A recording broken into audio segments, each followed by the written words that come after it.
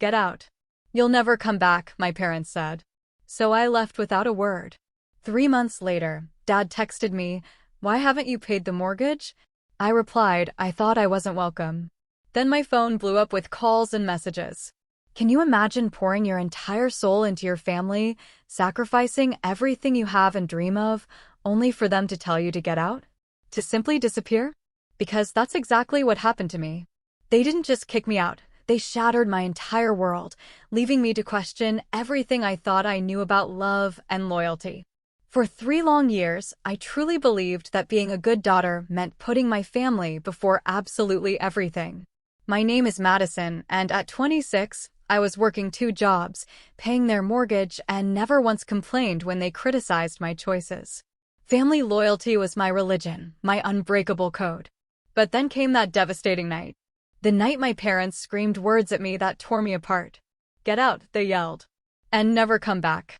So I did. I walked away. But just 3 months later, when my phone buzzed with a desperate message, I finally understood who really needed whom. Let me tell you how walking away from my family became the best decision I ever made. Growing up in a modest suburb outside Columbus, Ohio, I was always the responsible one. My dad, Richard, worked punishingly long shifts at a manufacturing plant, his hands perpetually stained, his back aching.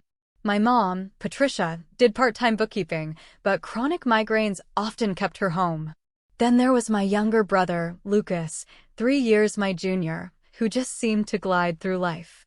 Everything came easy to him. I naturally fell into the role of the peacekeeper. While Lucas would throw tantrums or rebel, I'd smooth things over, make sure everyone felt heard.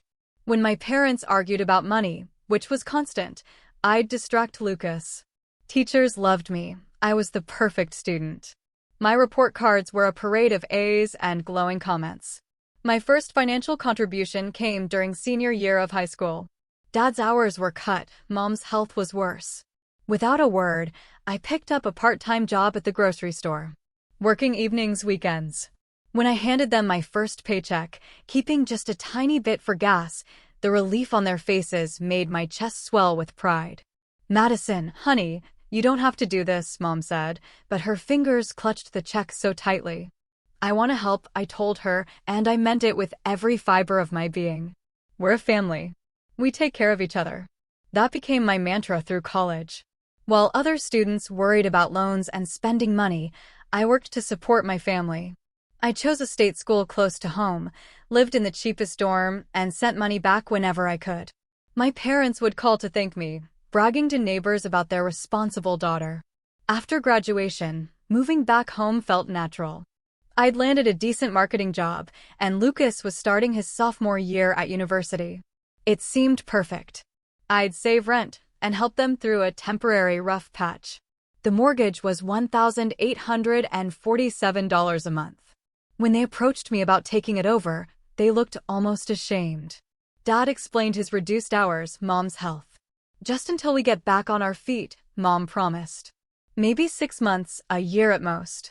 I agreed without a second thought. Soon, I was covering utilities, groceries, and household expenses too. To keep up, I picked up a second job, working weekends at a clothing store. I was easily working 60 hours a week. But seeing their stress melt away, it made every exhausting day feel worth it. My life became a carefully choreographed dance of responsibility. Up at 5:30, quick workout, coffee, then my primary job. Lunch breaks were for online bill paying or family errands. After work, grocery runs, picking up Mom's prescriptions, driving her to appointments. Evenings, I cooked, cleaned, and tried to squeeze in a semblance of a social life. The validation I got was intoxicating. Neighbors would gush about what a wonderful daughter I was, how lucky my parents were. Extended family praised my maturity. My parents themselves seemed genuinely grateful. "Madison has been such a blessing," Mom would say at church. "I don't know what we'd do without her." Months bled into years. The temporary arrangement became permanent. Nobody talked about it, but it was understood. Lucas needed $400 for textbooks? I covered it. The family car needed $800 in repairs? Done. Emergency medical copays, appliance replacements, automatically my responsibility. I told myself this was what family meant. This was what love looked like. While friends my age traveled, dated, pursued graduate degrees, I was building a foundation of security for the people I loved most. My apartment fund became the family emergency fund. My vacation savings became Lucas's textbooks. My retirement contributions became household repairs. And the pride I felt seemed justified. My parents bragged, Lucas had financial freedom, and I felt genuinely important. For the first time, I was indispensable. My contributions mattered. Looking back, the shift was so gradual, so insidious. At the time, it all felt natural. I was the successful daughter, the responsible one, the family's financial backbone. My identity was completely wrapped up in my ability to provide. I measured my worth by how much I could give, how many problems I could solve, and how grateful my family seemed. What I didn't realize was that gratitude can transform into expectations so slowly, you don't notice until it's completely gone. The change in their attitude started with small comments, almost imperceptible. Harmless enough, but they left me feeling vaguely unsettled. One Sunday dinner, Mom mentioned a coworker's daughter who got engaged. She's only 24, but she's got her whole life figured out, she said, glancing pointedly at me. Some girls know how to balance career and personal life. It stung. I brushed it off. A few weeks later, Dad commented on my schedule. You know, Madison, all work and no play makes for a pretty dull life. When's the last time you went on a date? I'd been on 2 dates in the past year, both cut short because I was utterly exhausted. How could I explain I barely had time for sleep, let alone romance? I'm just focused on building my career, I replied. My standard answer. That's what worries us, Mom said, her voice taking on a tone I'd never heard. You're 25, living at home with no social life. It's not healthy. The irony was suffocating. I was living at home because I was paying their mortgage. I had no social life because I was working extra hours to cover their expenses. Yet, these facts had somehow twisted into character flaws. The criticism escalated during our sacred family dinners. Lucas would share stories about college, internships, social activities, and my parents would hang on his every word. When I tried to share work achievements, their response was polite but distant. That's nice, honey, Dad would say, immediately changing the subject to Lucas or Mom's day. I started feeling like a background character in my own family story. My contributions were acknowledged only when bills were due. My thoughts, my dreams, my experiences, they held little interest. The comparison game became unbearable. One particularly painful dinner, Mom spent 20 minutes praising Lucas's girlfriend, a psychology major, so well-rounded. Really going places. She detailed her internships, volunteer work, study abroad plans. Now that's a girl who knows how to make the most of her opportunities, Mom concluded. She's not letting life pass her by. The unspoken message was a punch to the gut. Unlike me, this girl was living correctly. She wasn't trapped in a cycle of work and responsibility. She was experiencing the world. When I mentioned feeling overwhelmed and suggested reducing my retail hours to focus on my primary job, the reaction was swift and sharp. Well, nobody forced you to take on so much responsibility, Mom said, her voice cold in a way that made my stomach drop. You made these choices yourself. Technically true, but completely missing the context. My choice was made out of love, out of loyalty. Hearing it framed as my personal problem, one I shouldn't complain about, felt like a betrayal. Dad started making increasingly judgmental comments. I bought myself a new jacket after months of deliberation, and he made a pointed remark about some people having money to throw around. When I mentioned a small vacation with Emma, he wondered aloud about people who could afford to be irresponsible with their finances. These comments were excruciating because I was incredibly careful with money. I bought generic groceries, shopped sales, hadn't been to a movie theater in over a year. Yet I was being painted as frivolous. The double standard was impossible to ignore. Lucas could spend money on video games, nights out, spring break trips without question. When he bought an expensive new laptop for school, my parents celebrated his investment in his future. When I bought a $10 book, Dad commented on unnecessary spending. They began treating me more like a paying tenant than a beloved daughter. They made plans without me, even for family events I'd always been included in. When they rearranged the living room, they didn't ask for my input, despite me paying for the house. "It's our house," Mom said when I asked about the new furniture. That possessive pronoun felt like a slap after years of paying their mortgage. The emotional distance grew wider each week. They stopped asking about my day with genuine interest. They no longer praised my work or seemed proud of my professional growth. The warm appreciation I'd once felt was replaced by a kind of grudging tolerance, as if my presence was an inconvenience they had to endure. The most painful realization? They seemed to be actively encouraging me to leave. Comments about independence, suggestions I was too comfortable living at home, pointed questions about my future living arrangements became regular topics. I began to question everything. Had I misunderstood? Were they burdened by my presence despite my contributions? Was I imposing myself? The seeds of doubt would soon grow into a forest of confusion and hurt that would change everything. The tension in our house became so thick, you could cut it with a knife. But I kept telling myself it was temporary, external stress. Maybe Dad worried about his job or Mom's health was worse. I clung to those explanations because accepting the alternative meant confronting the devastating possibility that my family genuinely didn't want me around. The breaking point began building when my parents announced their plans to redecorate the house. They'd talked about updating the living room and kitchen for months, discussing colors and furniture with an enthusiasm I hadn't seen in years. "We've saved up enough to finally make this place feel like home again," Mom said excitedly, showing me magazine clippings. I was happy for them until I realized what saved up actually meant. They expected me to fund the $3,500 renovation project while being completely excluded from any design decisions. "We've already picked everything out," Dad explained when I asked about the budget. "We just need you to cover the cost, since you're so good with managing money." The casual assumption that I would pay for improvements to a house where I was increasingly unwelcome felt like being slapped.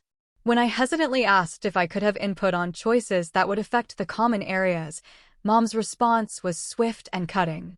"It's our house, Madison. We've lived here for 28 years. I think we know what we want." That possessive language stung, especially since I had been paying their mortgage for almost 2 years at that point. But rather than argue, I agreed, telling myself happy parents would mean a more peaceful household.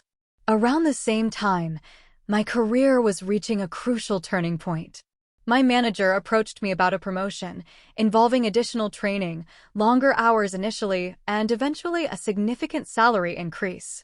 It was everything I'd been working for. But it meant reducing my weekend retail job. When I mentioned this opportunity at dinner, expecting some family celebration, the reaction was immediate and hostile. "So you're planning to abandon your family responsibilities for your career?" Dad asked, his voice heavy with accusation. "It's not abandoning anything," I protested.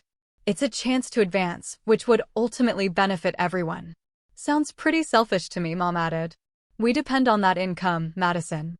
You can't just decide to make less money because you want a fancier job title." Their response revealed everything about how they viewed my role.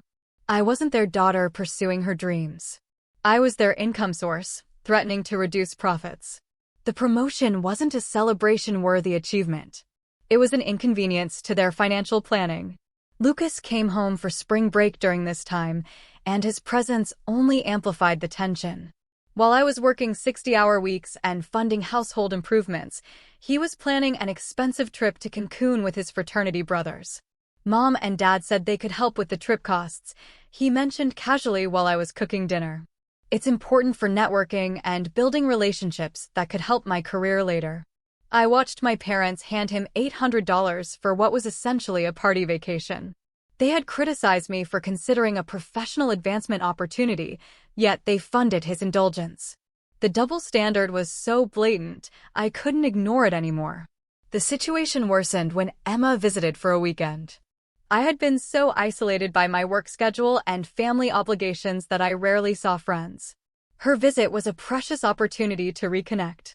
Emma immediately noticed the family dynamics. At dinner, she watched my parents praise Lucas extensively, barely acknowledging my work achievements. When I mentioned a successful marketing campaign I developed, Dad changed the subject within 30 seconds to ask Lucas about his internship applications. Madison has been such a support to this family, Emma said, trying to redirect attention. It's amazing how she manages 2 jobs and still helps with everything around here. The silence that followed her comment was deafening. My parents exchanged glances I couldn't interpret, and Lucas suddenly became very interested in his food. Later that evening, Emma pulled me aside. "I need to ask you something, and I want you to really think about your answer," she said gently. "Do you feel appreciated in this house?" The question hit me like a physical blow. It forced me to confront feelings I had been suppressing for months. "Of course," I replied automatically. "They're my family." "That's not what I asked," she countered. "Do they treat you like someone they're grateful to have around, or like someone they expect things from?" Her words planted seeds of doubt I couldn't shake. That night, after Emma went to sleep, I lay awake replaying months of interactions through this new lens. When had my parents last thanked me? When had they last asked about my goals, my dreams, my happiness? When had they last treated me like a daughter rather than a resource? The most devastating realization came 2 days after Emma left. I was coming back from grocery shopping when I overheard my parents talking in the kitchen, apparently unaware I had returned. "I wish Madison would just move out already," Mom was saying. "She acts like she owns this place just because she pays some bills." "I know," Dad agreed. "She's becoming a burden with all her opinions about everything, and lately she's been so moody and difficult to be around.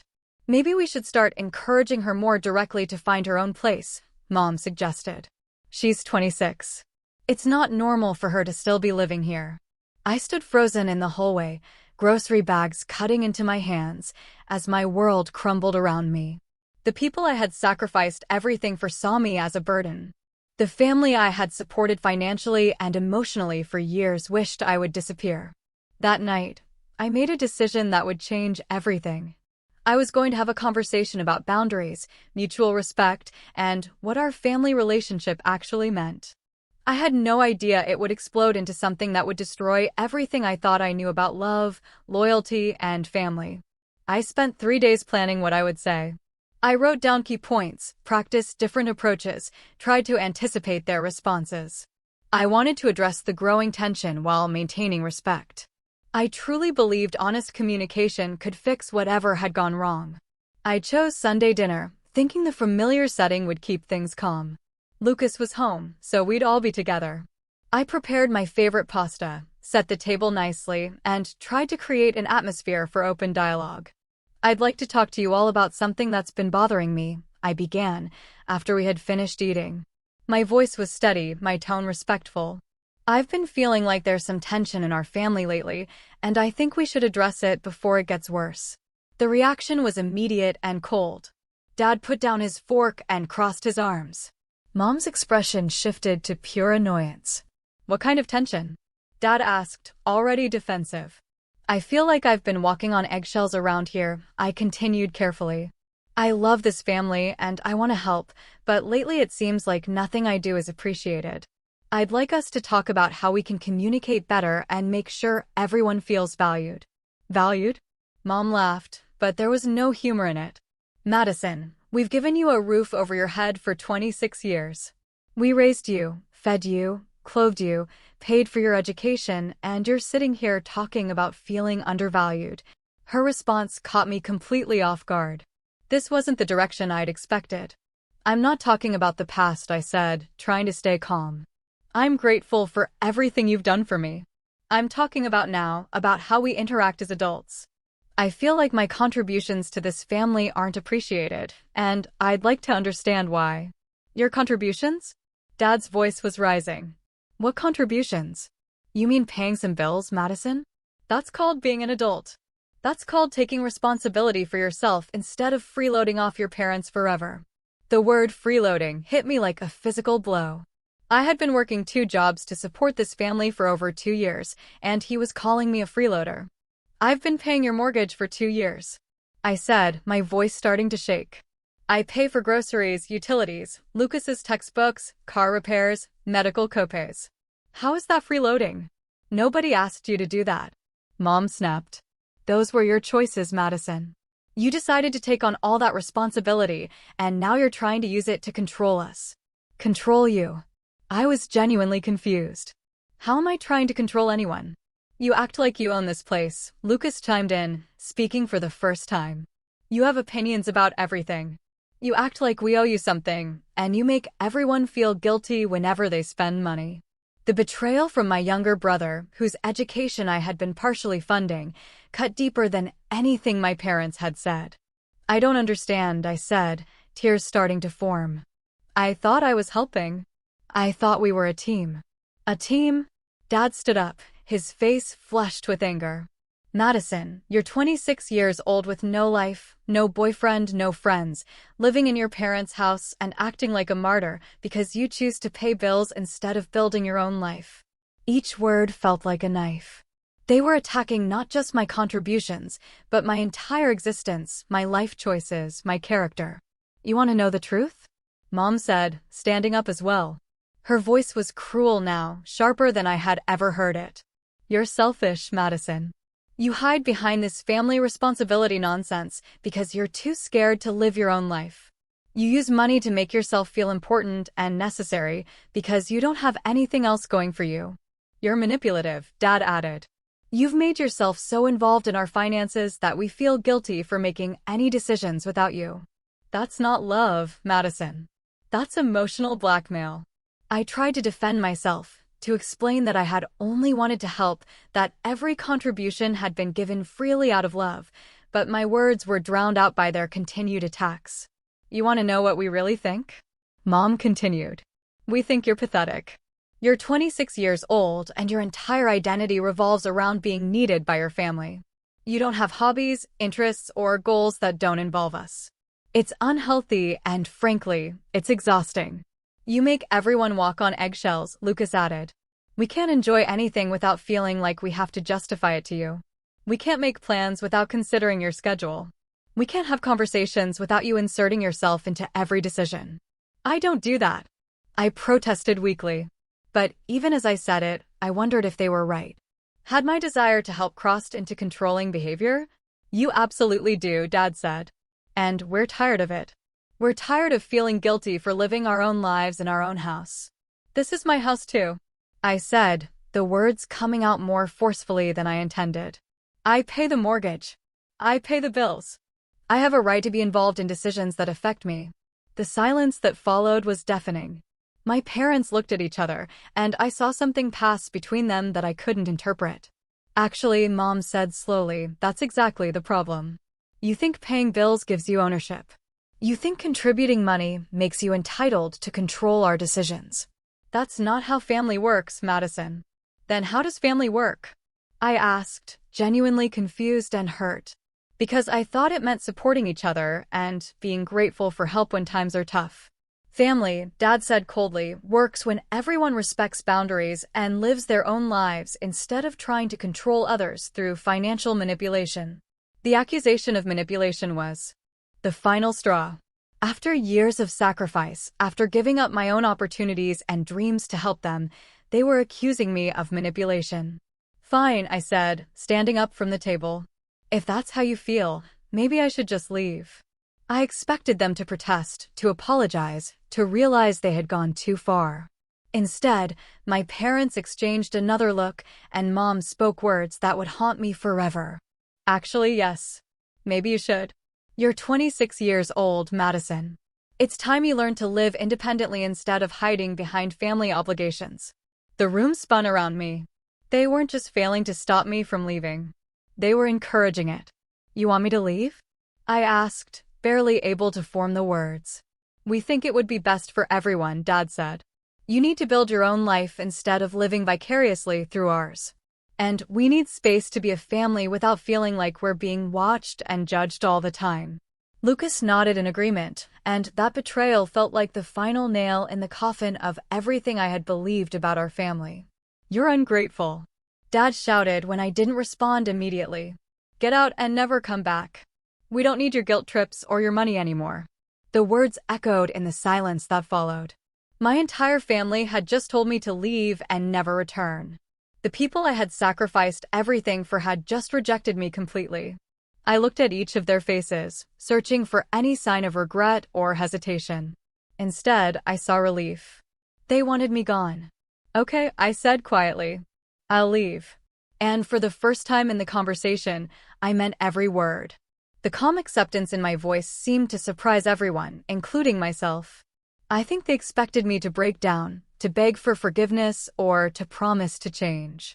Instead, I simply nodded and said, I'll pack my things. I walked upstairs to my childhood bedroom with steady steps, though my heart was pounding so hard I could hear it in my ears. The room looked the same. My marketing textbooks on the desk, photos from college with Emma on the dresser, the lavender comforter Mom had bought me for my 16th birthday. But everything felt different now, like I was seeing it all through a stranger's eyes. I pulled 2 suitcases from my closet and began packing methodically: essential clothes, important documents, my laptop, a few sentimental items. I left behind the furniture, most of my books, kitchen appliances I'd purchased, and decorations. Those things belonged to a life I was apparently no longer welcome to live. The most surreal part was the silence from downstairs. No one came to check on me, to apologize, or to suggest we try to work things out. I could hear the low murmur of conversation and occasional laughter, as if nothing significant had just happened, as if their daughter and sister hadn't just been banished. Lucas actually came upstairs as I was loading my car. Need help with anything? He asked casually, as if I were moving out under normal circumstances. I've got it, I replied, not trusting myself to say more. He helped carry my computer bag to the car, making small talk about the weather and his upcoming finals. The normalcy of his behavior was more painful than outright hostility would have been. This was just a regular moving day to him, not a family destruction.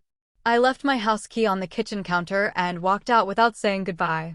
My parents were in the living room, and I could see them through the doorway, but they didn't acknowledge my departure. The sound of the front door closing behind me felt final in a way that made my chest tight.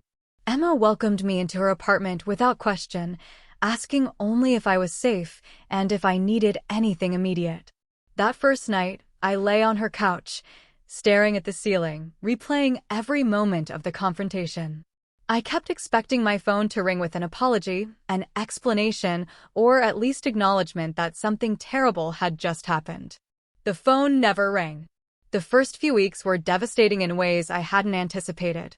I cried at random moments, in grocery stores when I saw pasta sauce that reminded me of family dinners, at work when coworkers asked about weekend plans that used to involve family time, at night, when the absence of familiar voices made Emma's apartment feel like a foreign country. But something unexpected began happening alongside the grief. For the first time in years, I had money left over after paying my bills. Without the mortgage, utilities, groceries for 4 people, and constant family emergencies, my paychecks actually covered my expenses with room to spare. I could afford organic groceries without calculating costs. I could replace my worn-out work clothes without guilt. I could buy coffee from the shop near my office instead of making it at home to save $3 a day. These small luxuries felt almost shameful at first, like I was betraying my former values about financial responsibility. My work performance improved dramatically. Without the constant stress of family obligations, I no longer had to leave early for Mom's doctor appointments or take calls during meetings about household emergencies. I could focus entirely on my projects, attend networking events, and pursue the professional development opportunities one had been putting off. My manager noticed immediately. "You seem different lately," she said during my performance review. "More confident, more engaged. Whatever you're doing, keep it up." I started therapy to process what had happened. Partly because Emma gently suggested it, and partly because I genuinely couldn't understand how my family relationships had deteriorated so completely. My therapist, Dr. Chin, introduced me to concepts I had never heard before: parentification, codependency, emotional manipulation. "It sounds like you took on adult responsibilities very young," she explained. "That can create unhealthy family dynamics where your value becomes tied to what you provide, rather than who you are." Through therapy, I began to understand that my family's treatment wasn't a sudden personality change, but the result of patterns that had been developing for years. They had become accustomed to my support without reciprocating emotional care. I had enabled their dependence while sacrificing my own growth and independence. 3 months passed without any contact from my family. I created new routines, developed friendships with coworkers, and started exploring hobbies I had abandoned years earlier. I took a painting class, joined a book club, and even went on a few dates with a colleague who made me laugh and treated me like I was worth pursuing. My new apartment was small but entirely mine. I chose the furniture, the colors, the decorations. I cooked meals I enjoyed instead of trying to please everyone else's preferences. I watched movies I wanted to see, listened to music I liked, and made decisions based on my own desires rather than family obligations. The independence was intoxicating. I had forgotten what it felt like to live for myself, to make choices based on my own needs and wants. I started saving money for goals that had nothing to do with anyone else: a vacation to Europe, a graduate degree, a down payment on a house of my own.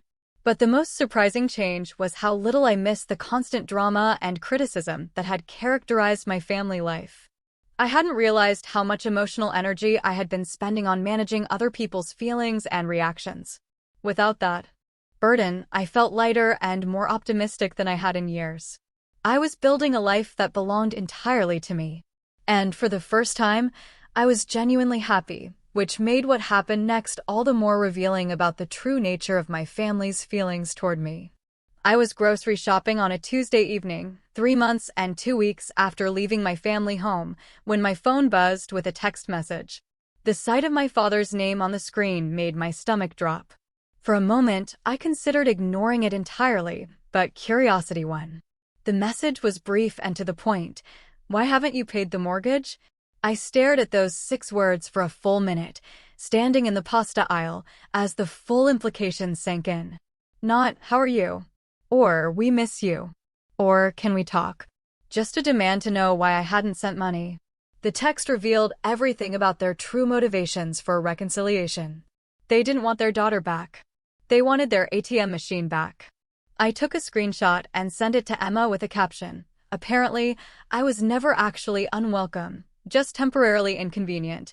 Then, I crafted my response carefully. I thought I wasn't welcome anymore. My phone rang within 30 seconds. Madison. Dad's voice was different than it had been during our confrontation. Gone was the anger and righteousness. Now there was panic, and something that almost sounded like desperation. "Dad," I said calmly, leaning against my shopping cart. "We need to talk," he said. "There's been some misunderstanding about what happened that night."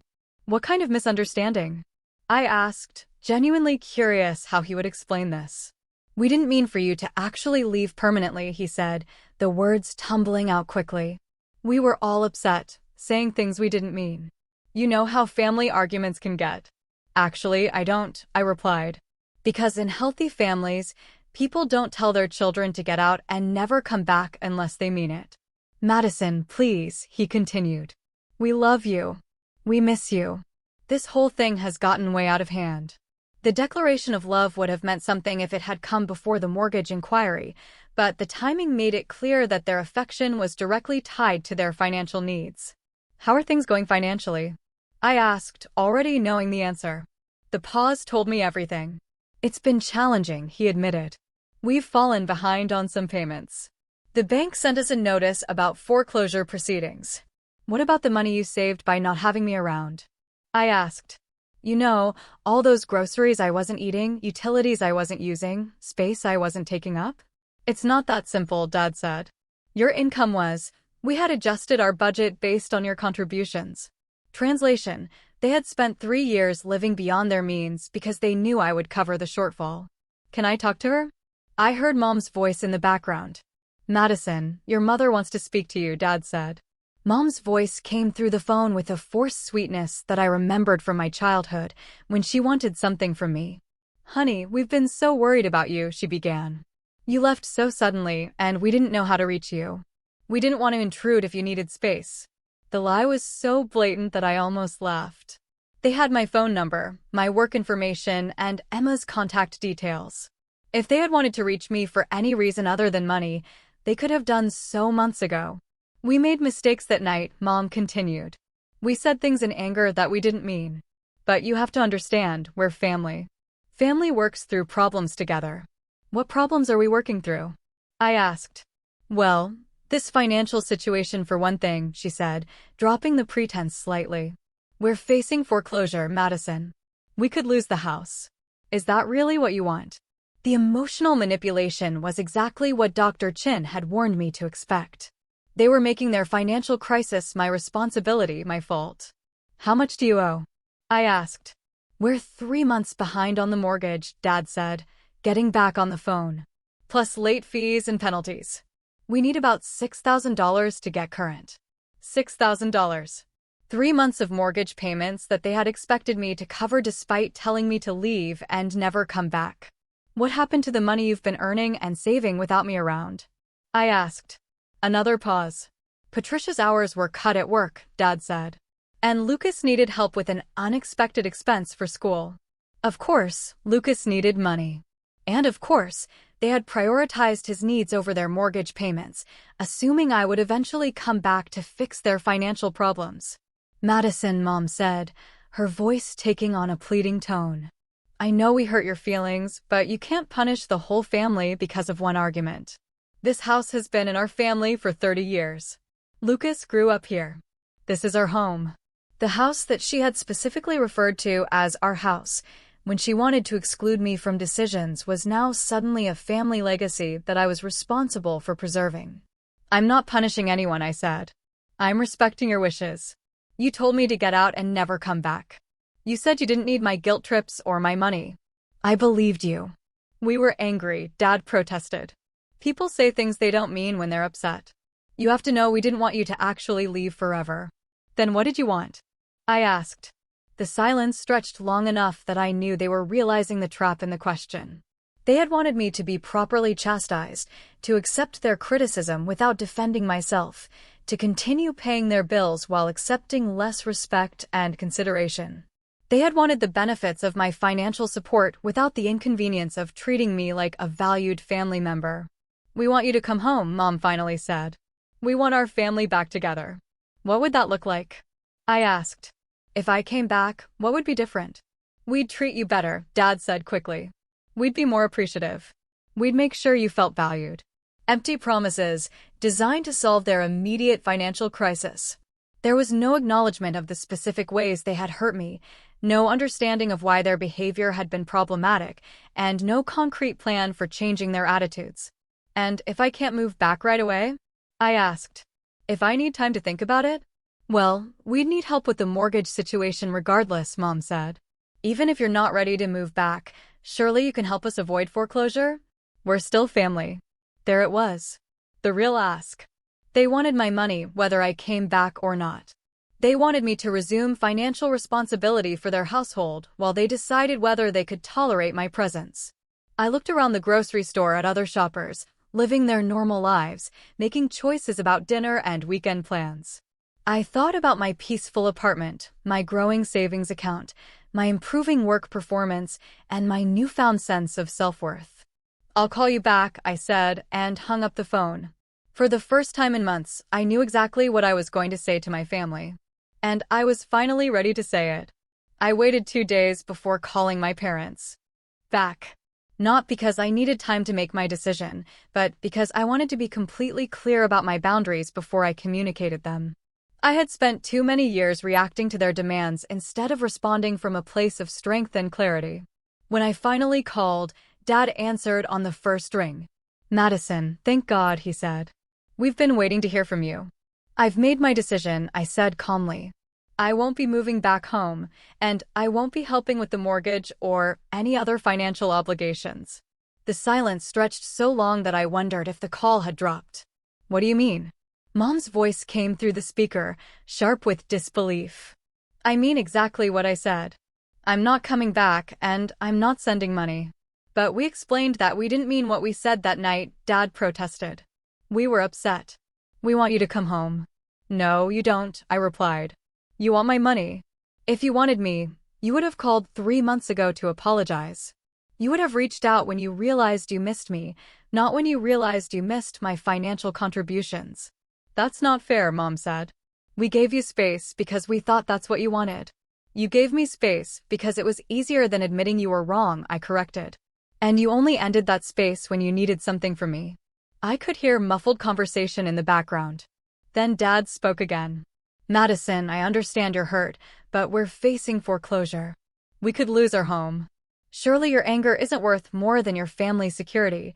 The attempt to make me responsible for their crisis was exactly what I had expected, and I was ready for it. Your financial security is not my responsibility, I said. You told me I was manipulative for making myself necessary to your finances. You told me I was controlling for having opinions about money I contributed. You told me I was selfish for prioritizing my career advancement, so I removed myself from your financial situation entirely. You're being vindictive, Mom accused. You're punishing us for one argument. I'm not punishing anyone, I replied. I'm protecting myself from being taken advantage of again. You spent 3 years accepting my money while criticizing my character. You made me feel guilty for every personal purchase while expecting me to fund your wants and needs without question. That's not a relationship I'm willing to continue. But we're family, Dad said, his voice taking on a pleading tone I had never heard before. Yes, we are, I agreed. And family should support each other's growth, celebrate each other's achievements, and treat each other with respect. When did you last do any of those things for me? The question hung in the air unanswered because we all knew the truth. They couldn't remember the last time they had shown genuine interest in my happiness or success that didn't relate to their own benefit. We'll do better, Mom promised. We'll change how we treat you. Just help us through this crisis and things will be different. You had 3 years to treat me better when I was contributing to your household, I said. You chose to take me for granted instead. I'm not giving you another opportunity to do the same thing. What about Lucas? Dad asked, playing what he clearly thought was his strongest card. He'll have to drop out of school if we lose the house. Do you want to ruin your brother's future? The emotional manipulation was so transparent that I felt insulted by his assumption it would work on me. Lucas is 23 years old, I replied. He can take out student loans like millions of other college students. He can get a part-time job like I did. He can learn to support himself instead of depending on family money for his lifestyle. That's cruel, Mom said. He shouldn't have to struggle because you're holding a grudge.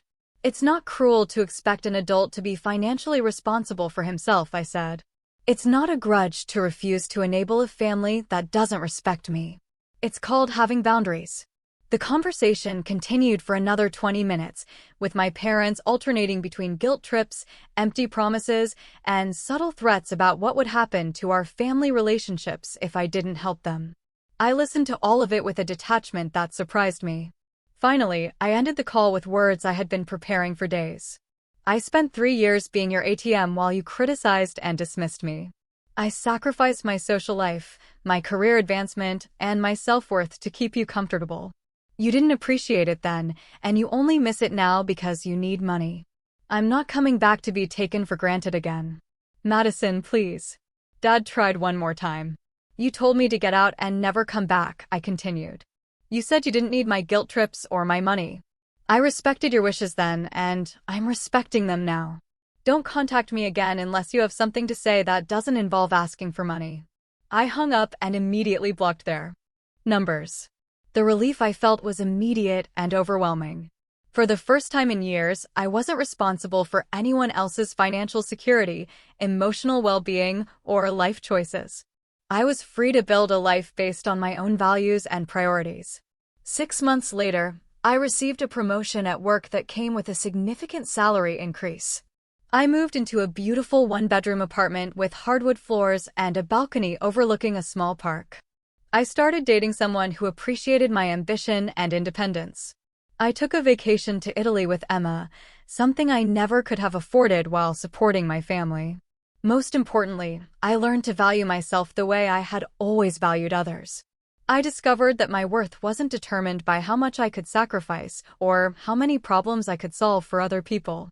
I was valuable simply because I existed, because I was kind and hardworking and thoughtful, not because I was useful. I never heard from my family again, which told me everything I needed to know about what I had really meant to them. Through social media, I learned that they had lost the house and moved into a smaller rental property. Lucas transferred to a community college and got a part-time job. My parents downsized their lifestyle significantly. I felt sadness about their struggles, but no guilt. They had made choices that led to their situation, and they would have to make choices to improve it. Those choices were not my responsibility. The most valuable lesson I learned was this: love should never require you to set yourself on fire to keep others warm. True family supports your growth and celebrates your success, rather than exploiting your loyalty and taking your sacrifices for granted. I thought being a good daughter meant sacrificing everything for family. But I learned that being a good daughter means respecting yourself enough to expect respect in return. Sometimes the most loving thing you can do is let people face the consequences of their choices, because that's the only way they learn to make better ones. I'm not ungrateful for what my family gave me growing up. I'm grateful for the strength I found to recognize when giving became enabling, when love became exploitation, and when loyalty became self-destruction. Walking away from my family was the hardest thing I ever did. But it was also the moment I finally learned to love myself. Today, I'm genuinely happy and free, surrounded by people who value me for who I am, rather than what I can provide. I've learned that my worth isn't measured by how much I sacrifice for others, but by how well I honor my own value and maintain my boundaries. That's a lesson that changed everything for me, and I hope it might help someone else who's struggling with similar choices. Have you ever been in a situation where you had to choose between family loyalty and self-respect? Thanks for listening. Take care.